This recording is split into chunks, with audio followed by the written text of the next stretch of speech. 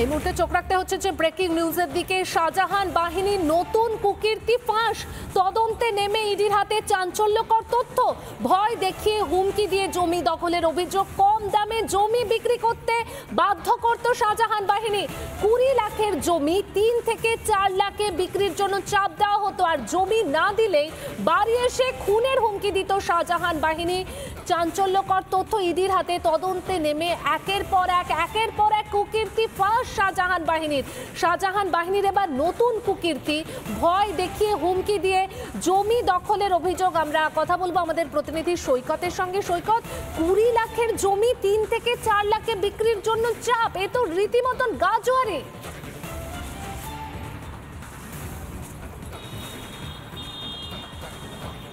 একদমই, শুধু গাজোয়ারি নয়, এই 20 লাখ টাকা দামের জমি 3 থেকে 4 লক্ষ টাকায় বিক্রি করে দিতে চাপ দেওয়া শুধু নয়, বিক্রি যদি করে না দেওয়া হতো বা বিক্রিতে যদি রাজি না হতেন কোনো জমিদাতা বা কোনো জমির মালিক, তাহলে তাদের বাড়িতে গিয়ে তাদের গোটা পরিবারকে খতম করে দেওয়ার হুমকি দিত শাহজাহান বাহিনী, এমনটাই জানা যাচ্ছে। ইডি আধিকারিকরা বেশ কয়েকজন জমির মালিক যাদের জবরদখল করা জমিতে মাছ চিংড়ি চাষ করার মাধ্যমে বিপুল আর্থিক দুর্নীতি করেছে শাহজাহান, সেই ধরনের জমির মালিককে জিজ্ঞাসাবাদ করে এই বিষয়টি জানতে পেরেছে।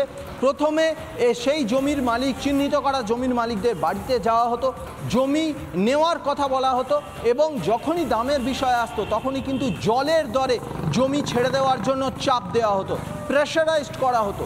যদি না দেওয়া হতো তাহলে রীতিমতো গোটা পরিবারকে খতম করার হুমকি দিত এই শাহজাহান বাহিনী।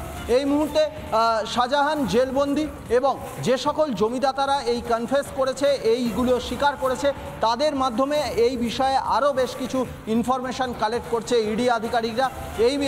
ইতিমধ্যে এই মামলায় ইডি চার্জশিট দিয়েছে। চার্জশিটেও বেশ কিছু চাঞ্চল্যকর অভিযোগ উঠেছিল।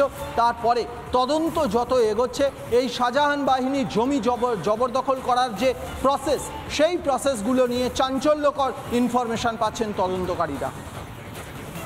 ধন্যবাদ সৈকত। আমরা কথা বলছিলাম আমাদের প্রতিনিধির সঙ্গে। শাহজাহান বাহিনীর একটার পর একটা কুকীর্তি ফাঁস হচ্ছে, যেখানে জানা যাচ্ছে যে জমি হাঙর তো তিনি ছিলেনই, আর রীতিমতন ভয় দেখানো, আর শুধু ভয় দেখানোতেই থেমে নেই, জমি না দিলে খুনের হুমকি দেওয়া হতো বাড়ি এসে।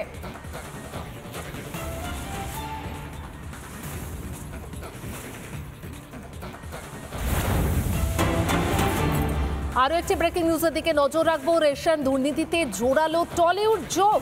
ইডি স্ক্যানারের ঋতুপর্ণা সেনগুপ্তর আর্থিক লেনদেন। 2013 সালে অভিনেত্রীর অ্যাকাউন্টে বিপুল টাকার লেনদেন হয়েছে। রেশন দুর্নীতিতে জোরালো টলিউড যোগ। ইডি স্ক্যানারে ঋতুপর্ণা সেনগুপ্তর এবার আর্থিক লেনদেন। 2013 সালে অভিনেত্রীর অ্যাকাউন্টে বিপুল টাকার লেনদেন হয়েছে। 2013 সালে হিন্দি ছবি তৈরি হবে, সেই ছবির জন্য লেনদেন হয়। তবে এক্ষেত্রে একটা প্রশ্ন উঠে আসছে যে সেই ছবি কিন্তু মুক্তি পায়নি, তাহলে কেন ছবির জন্য এত টাকার লেনদেন হলো? আমরা কথা বলবো আমাদের প্রতিনিধি তুলিকার সঙ্গে। তুলিকা, 2013 সালে অভিনেত্রীর অ্যাকাউন্টে বিপুল টাকা লেনদেন, আর এই লেনদেন নিয়েই কিন্তু প্রশ্ন উঠছে। তোমার কাছ থেকে বিস্তারিত জানবো। দেখো, এই লেনদেনের ঘটনায় কিন্তু ইতিমধ্যেই অভিনেত্রী ঋতুপর্ণা সেনগুপ্তকে তলব করা হয়েছিল ইডি দপ্তরে, এবং সেই তলবের পরিপ্রেক্ষিতে গতকাল যখন সিজিও কমপ্লেক্সের ইডি দপ্তরে ঋতুপর্ণা সেনগুপ্ত যান, সে সময় কিন্তু তার নিজের তথ্য এবং তার যে সংস্থা, তার যে কোম্পানি রয়েছে, সেই কোম্পানির তথ্য, সেই নথি কিন্তু ইতিমধ্যে ইডির কাছে তারা জমা দিয়েছে।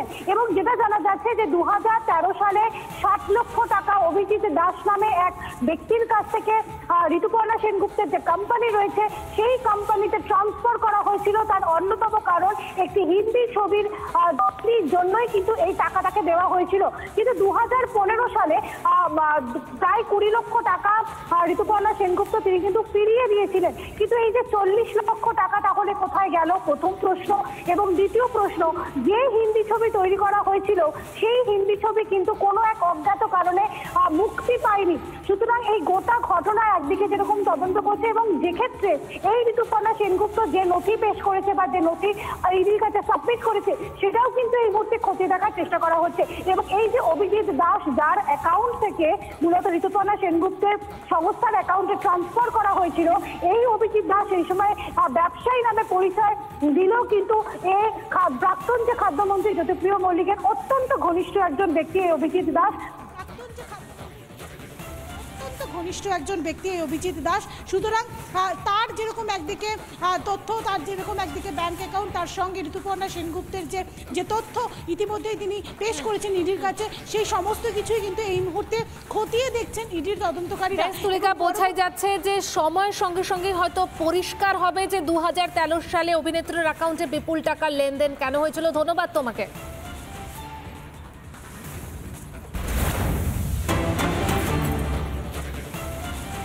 এই মুহূর্তে আরও একটা ব্রেকিং নিউজের দিকে নজর রাখতে হচ্ছে। কলকাতা হাইকোর্টের রেশন দুর্নীতি মামলা, জামিন চেয়ে হাইকোর্টে জ্যোতিপ্রিয় মল্লিক। আমরা বিস্তারিত জানবো আমাদের প্রতিনিধি প্রিয়াঙ্কার কাছ থেকে। প্রিয়াঙ্কা, জামিন চেয়ে হাইকোর্টে জ্যোতিপ্রিয় মল্লিক, ঠিক কি হলো? তথ্য রয়েছে কি তোমার কাছে?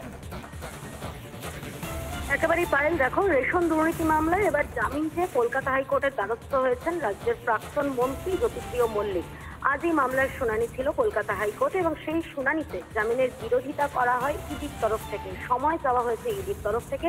বিচারপতি শুভ্রা ঘোষের এজলাসে ছিল এই মামলার শুনানি এবং বিচারপতি শুভ্রা ঘোষ কেন্দ্রীয় তদন্তকারী সংস্থা অর্থাৎ ইডিকে 4 দিন সময় দিয়েছেন ইতিমধ্যেই নিজেদের বক্তব্য জানানোর জন্য। আগামী 25শে জুন রয়েছে এই মামলার পরবর্তী শুনানি। ইডিকে পরে তারা কেন এই জামিনের বিরোধিতা করছে এবং তদন্তের অগ্রগতি কি রয়েছে, সেই ক্ষেত্রে জ্যোতিপ্রিয় মল্লিকের কি কি ইনভলভমেন্ট রেশন দুর্নীতিতে রয়েছে, সমস্ত বিষয় তথ্য দিয়ে ইডিকে জানাতে হবে আগামী শুনানির দিন।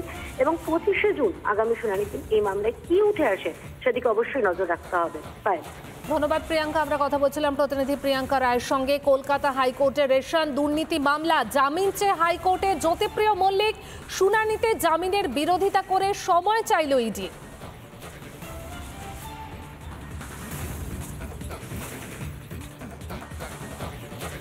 শেষ লোকসভা নির্বাচন, তার প্রচারে একদিনও দেখা যায়নি রাজ্যসভার সাংসদকে। কেন? তাহলে কি কোথাও বিষাদের সুর? কথাও বলে আবার জুতার বাড়িও মারে, তো ঠিক নয় না। এখানে কিছু অন্তর্দ্বন্দ্ব ছিল তাদের ভিতরে, বিজেপির ভিতরে কিছু নেতৃত্বের গন্ডগোল আছে। মুখ্যমন্ত্রী আমাকে বলছেন, দেখুন আমি তো দক্ষিণবঙ্গের থেকে বেশি বিকাশ উত্তরবঙ্গে করেছি, এই সমস্ত এলাকায় এত বিকাশ করলাম। বলে বিকাশ যদি আপনি করে থাকেন তো জনতা জনার্দন যে আপনাকে যেটা রায় দিয়েছে সেটা আপনার মানতে হবে।